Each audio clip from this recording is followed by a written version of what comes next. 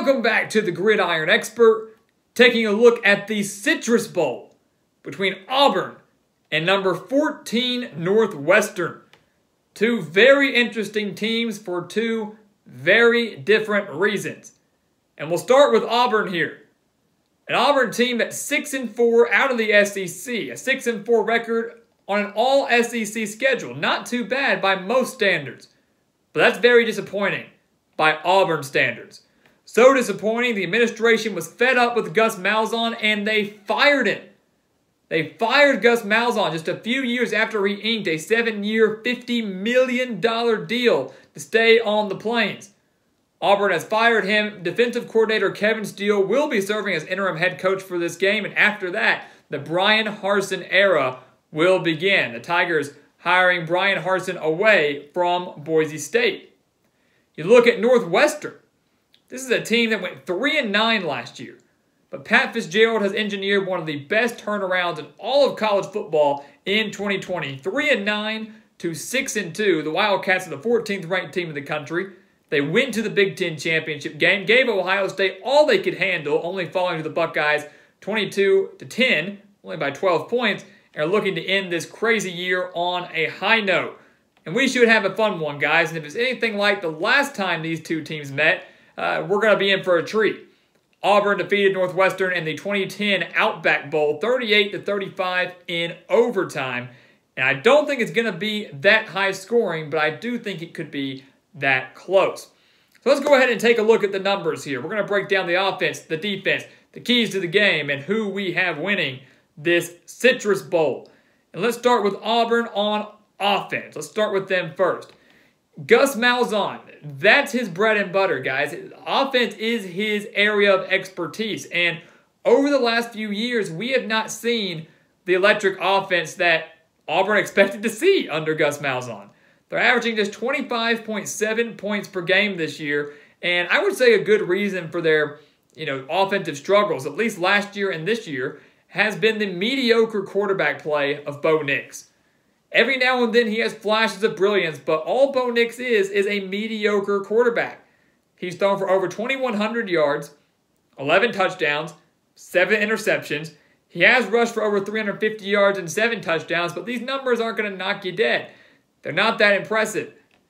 And he's been a major reason, again, for Auburn's struggles offensively. For last year as a freshman, understandable. He was supposed to take a bigger leap forward his sophomore year, and he really hasn't.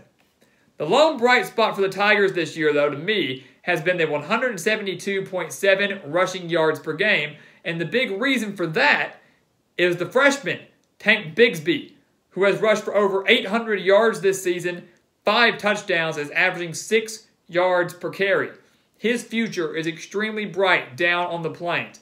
Phenomenal freshman year for Tank Bigsby, and he could be in for a big day against Northwestern, a team that just allowed 331 rushing yards to Trey Sermon at Ohio State in that Big Ten championship game. You look at Northwestern, look at their offense. The offense is a major reason for their turnaround in 2020. They went 3-9 last year. The defense actually wasn't all that bad. Defense was around top 50 in the nation. The offense ranked towards the bottom in the entire country. 130 teams towards the bottom in almost every statistical category. But the offense has changed drastically thanks to the transfer quarterback Peyton Ramsey from Indiana. And his numbers aren't going to knock you dead either. His numbers aren't all that impressive. Ramsey has thrown for over 1,400 yards, 9 touchdowns, just 8 interceptions. But the Wildcats are averaging 23.4 points per game. And they're balanced with 186.3 passing yards per game and 162.4 rushing yards per game. 5 Northwestern players, 5 different players have at least 200 rushing yards on the year, and one of those is their quarterback in Peyton Ramsey.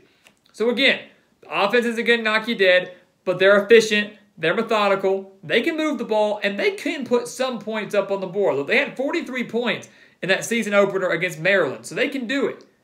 But since then, the Wildcats have not exceeded 28 points.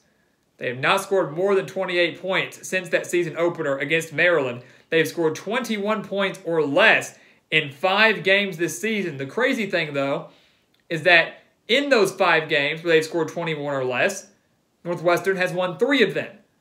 They've won 3 of them. And you might ask, how is that possible? How is a team in the Big Ten scoring so little, yet winning big? It's because of their defense. It's because of Northwestern's defense. That has been their strength all season long. To me, that is the reason they are 6-2 and the 14th ranked team in the country right now. The Wildcats are allowing just 15.5 points per game.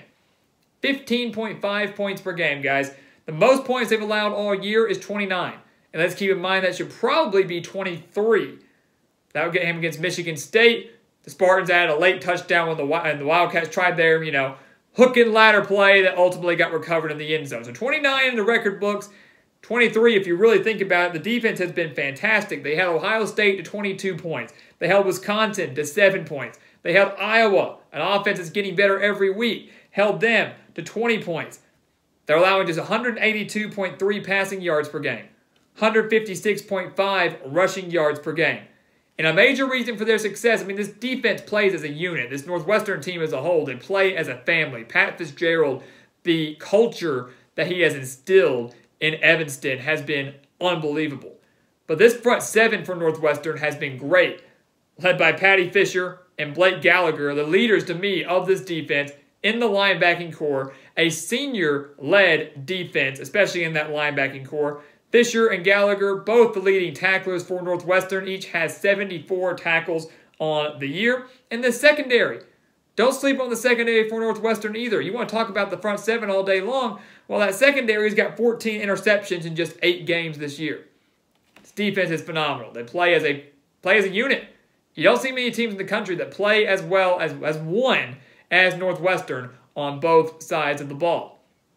You look at Auburn, look at their defense and what they're dealing with. Kevin Steele, again, he's for a while now been one of the top defensive coordinators in the SEC. He's going to be serving as interim head coach for this game. Auburn has allowed 23.7 points per game so far this season. They've allowed 400.9 total yards per game this season. And some of the numbers are concerning. 237.8 passing yards per game. That's not ideal. 163.1 rushing yards per game. That's a little high. But you can't help but wonder, will this Northwestern offense be able to exploit some of those weaknesses? Well, this Northwestern offense that's been about mediocre, maybe below average at best, will they be able to exploit some of these weaknesses in the Auburn defense? And I don't know if they can. A couple of good things that Auburn does have going for them, though, is they do have 25 sacks. They do know how to get after the quarterback. They do have 13 takeaways this season. The question is, can they force turnovers against Northwestern? Wildcats do a pretty dang good job of taking care of the ball. And can they create any pressure on Peyton Ramsey? Auburn's going up against an offensive line that's allowed just 12 sacks all season long. Northwestern guys, again, they're not the most electric. They're not the flashiest. They're not the fanciest. But they do it right in Evanston. They do it right in Evanston, and they're doing it right on both sides of the ball. So let's take a look at the keys to the game, guys. The keys to the game for Auburn, the keys to the game for Northwestern. Who's going to win this Citrus Bowl? 2 6-win teams here. But again, Northwestern, one of the biggest surprises of college football in 2020. Auburn, I wouldn't say they've been one of the biggest disappointments, but they have been a disappointment. So much, again, that Gus Malzahn, he got the axe. He got cut from the Plains. And it was about time. I think a lot of people saw that one coming. Let's start with Auburn. Their first game without Malzahn. What do they need to do to win for Kevin Steele and to begin the Brian Harsin era on the right foot? Kind of carry a little bit of momentum into a brand new era on the Plains. Well, the first thing that Auburn's got to do, really to me the only thing Auburn needs to do, is pound it, run it with Tank Bigsby. You have to run the ball with Tank Bigsby because here's the thing. I don't think Bo Nix can win this game through the air. If Northwestern shuts down the run, shuts down Tank Bigsby, makes him a non-factor, I don't see Bo Nix getting the job done in this one. He has been wildly inconsistent in his Auburn career. He's been wildly inconsistent this year. And as we all know, especially you Auburn fans out there, he's certainly much better at home than he is on the road or at a neutral site. He's just put up mediocre or below average stats. He plays a lot better at Jordan-Hare Stadium than he does anywhere else. And this game is not going to be at Jordan-Hare Stadium. So Tank Bigsby, he's got to be the guy to get the job done here. Remember, Northwestern allowed 399 rushing yards to Ohio State in the Big Ten championship game. If they haven't fixed that, and I don't think they fixed it fully, Bigsby could be in for a big day, and he can carry this Auburn offense, literally carry the Auburn offense on his back to a Citrus Bowl victory. Northwestern, to go along with Auburn's key, the Wildcats' key is to stop the run. Stop Tank Bigsby. Stop the run. Force Bo Nix to win the game through the air, something that I don't think he's capable of doing. Again, Northwestern allowed nearly 400 yards of rushing to Ohio State. 331 yards alone went to Trey Sermon. All right, so Tank Bigsby could be in for a big game if they haven't fixed enough up front. They haven't fixed enough within their rushing defense. So stop the run, force Bo Nix to win the game through the air, something that I don't think he can do. The second thing for Northwestern is they need to find a way to force turnovers. They've done a great job of it all year long. 14 interceptions, as we mentioned. They had 2 interceptions off of Justin Fields in the Big Ten championship game. They have 18 total takeaways in 2020. Problem is, Auburn has done a pretty good job of taking care of the football. The Tigers have committed just 8 turnovers all year long. 8 turnovers all year long. They've done a good job of that. So they've got to find a way, Northwestern does, to force an interception or 2 for Bo Nix. Or if Tank Bigsby's carrying the team, cause a couple fumbles. Take that ball away from Auburn. Maybe they don't. Maybe they get consistent 3 and outs. But we know that with Northwestern and how mediocre their offense has been, how difficult sometimes it can be for them to move the football. If you get a turnover and set yourself up with favorable field position, you're probably going to get some sort of points out of it. And we know that every point in a game like this, one that could be low scoring, one that might be a defensive battle, every point and every possession is going to count. Turnovers are going to be a major reason why one of these teams, or whoever wins this game, does it. Turnovers are going to be a reason. Whoever wins the turnover battle, I think, can get the job done in the Citrus Bowl. So what is going to happen, guys? What is going to happen in the Citrus Bowl? Both, again, 2 6-win teams. Auburn trying to carry that momentum into the Bryan Harsin era. Northwestern trying to end a phenomenal 2020 campaign, a phenomenal bounce-back 2020 campaign on a high note, potentially trying to start 2021 as a top 25 team, depending on which seniors choose to come back next season. In the Citrus Bowl, guys, I do think this is a low-scoring game. I do think this is a defensive battle. Neither offense, to me, is that impressive. Both offenses are mediocre, just right there about average. And I don't think they're going to light up the scoreboard like they did 10 years ago, back in 2010 when they met in the Outback Bowl. But I do question a few things in this one, more so on the Auburn side. What's the mindset for the Tigers in this game? They're playing without their head coach in Gus Malzahn. You look at the news, Auburn's looking around. So many coaches have shot them down. Billy Napier, Bill Clark, Mario Cristobal. So many guys that Auburn was going after didn't come to the Plains, and they settled on Bryan Harsin. Obviously not their number 1 choice. How does that affect the mindset of a team? How does it affect the mindset of a team knowing you've got a brand new head coach, you're worried about your future, and you've got an interim head coach? I mean, there's so many things going on with an Auburn program right now that concern me a little bit going into this bowl game that maybe they care about, maybe they don't. I tell you, for one thing, Northwestern absolutely cares about this game. And I think Northwestern does just enough to get the job done. Again, I'm not saying Auburn doesn't care about the game. But the mental toll a coaching change does on a team, the disappointment that you've had this season, 6-4, knowing you've disappointed, knowing you've been playing average football over the last few weeks, that builds up. That builds up over the course of time.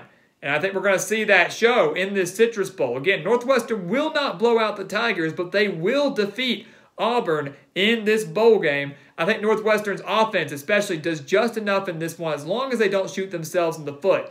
Again, against Ohio State, a couple costly turnovers. They had 3 of them, a couple missed kicks. They don't make those. Northwestern maybe beats Ohio State in the Big Ten championship. The talent is there. They can move the ball. They just can't afford to shoot themselves in the foot. I don't think they do that. I do not think the rushing defense plays as bad as they did against the Buckeyes. And Northwestern shows up, turns in a fantastic performance against a solid SEC opponent, finishes the year at 7-2 with a Citrus Bowl victory, and carries a lot of momentum. As we've said many times throughout these bowl predictions, carries a lot of momentum in what should be a better 2021 for everybody. So guys, thank you so much for watching us here at the Gridiron Expert on YouTube. Make sure to continue to like, comment, subscribe, and share our videos. And also make sure to check out everything down in the description below. We have exclusive content for you, such as our GE merchandise. Make sure to go check that out. Check out our Against the Spread picks for every single bowl game on our website, thegridironexpert.com. Make sure to sign up for our newsletter on our website, thegridironexpert.com, our Patreon account, our BetNow promo code, and exclusive offers only for you guys, only for our viewers here at the Gridiron Expert. So make sure to go give that a look down in the description. And once again, guys, as always, thank you so much for watching, and we'll see you next time right here on the Gridiron Expert.